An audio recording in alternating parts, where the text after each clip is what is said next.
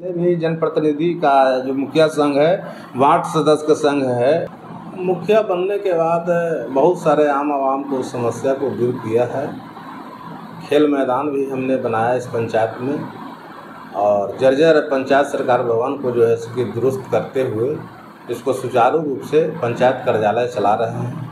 इसके पूर्व में किसी भी जनप्रतिनिधि ने पंचायत कार्यालय नहीं चलाया था, लेकिन हम बनने के बाद पंचायत भवन को दुरुस्त करते कर्मियों को जो है इसके बैठा करके पंचायत भवन को चला रहे हैं और पंचायत के जितने भी जनता है उनको अधिक से अधिक समस्या का निदान ग्राम पंचायत स्तर से ही हम कर रहे हैं। सरकार के द्वारा मुखिया पर लगाम लगाया जा रहा है। जो योजनाएं सरकार दे रही है वो बांध करके दे रही है, मुखिया आज़ाद नहीं है, ये मानना चाहिए। बिल्कुल सत्य बात है। ग्राम पंचायत का प्रधान और मुखिया एवं इसको मुख्यमंत्री कहिए कि पंचायत के लिए मुख्यमंत्री मुखिया ही होता है और आम आवाम के द्वारा जब जो भी योजना ग्राम पंचायत से तय होता है, एक हम लोग के ग्राम सभा चलता है और उस ग्राम सभा में पंचायत के ग्रामीण लोग अपनी अपनी समस्या को ग्राम पंचायत में रखते हैं और उसको वरीयता के आधार पर हम लोग चयन करते हैं और चयन करने के बाद उस योजना पर काम करते हैं। लेकिन ऐसा अभी बिहार सरकार के द्वारा ऐसा चलने बनने नहीं दिया जा रहा है। गांव में समस्या है नाली का, लेकिन सरकार कहेगी कि लाइट लगाओ। गांव में समस्या है गली का, सरकार कहेगा कि ओपन जिम लगाओ। यानी हम लोग के कार्य में पूरी तरह से सरकार हस्तक्षेप कर करके तो उनके पदाधिकारी लोग चला रहे हैं, हम लोग नहीं चला पा रहे हैं। हम लोगों का मतलब है, मुखिया का मतलब है हमारे गांव से जुड़े हुए जितने भी बंधु हैं उनको समस्या क्या है, ग्राम पंचायत में समस्या आता है। 30 से पहले का मुखिया में ऐसी दिक्कतें नहीं थी? नहीं, ऐसे दिक्कत नहीं थी। वो लोग स्वतंत्र थे, जहाँ ज़रूरत पड़ता था वहाँ जो है काम करते थे। लेकिन आज के डेट में हम लोग अपने चाह करके काम नहीं कर रहे हैं। हम लोग जनता को समझाने की कोशिश करते हैं कि सरकार के द्वारा सोलर लाइट लगाया जा रहा है। जनता कहता है कि हमको नाली की ज़रूरत है, आप लाइट क्यों लगा रहे हैं?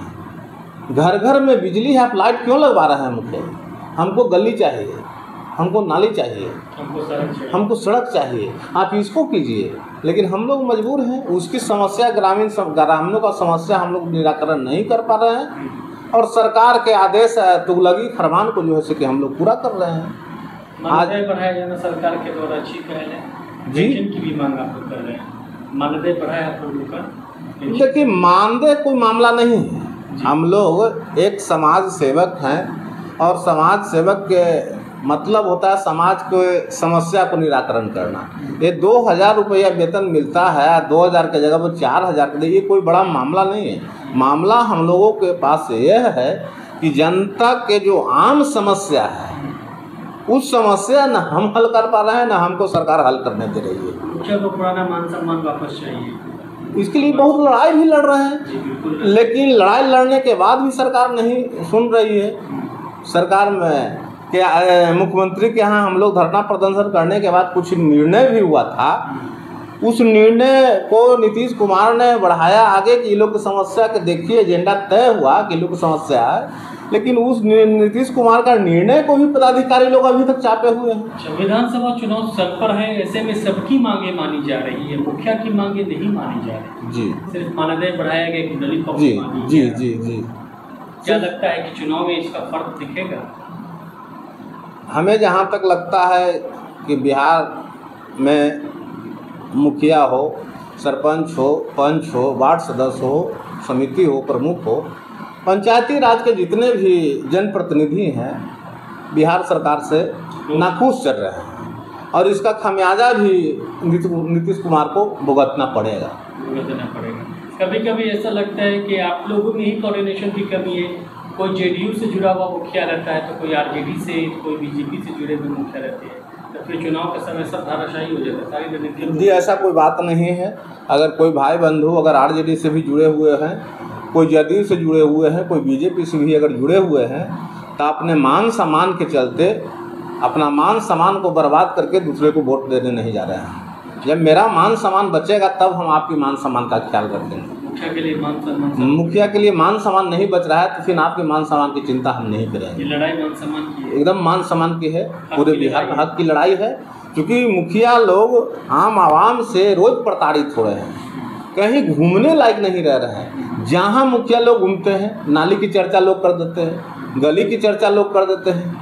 पॉलिटिकल पार्टी जो भी होना चाहिए, उसमें भी मुखिया का मुद्दा कौन है? मुखिया का मुद्दा कोई बता नहीं रहा है। कोई ऐसा पार्टी अगर है जो मुखिया के मुद्दे की बात करे तो उसको मुखिया का सहयोग मिलेगा?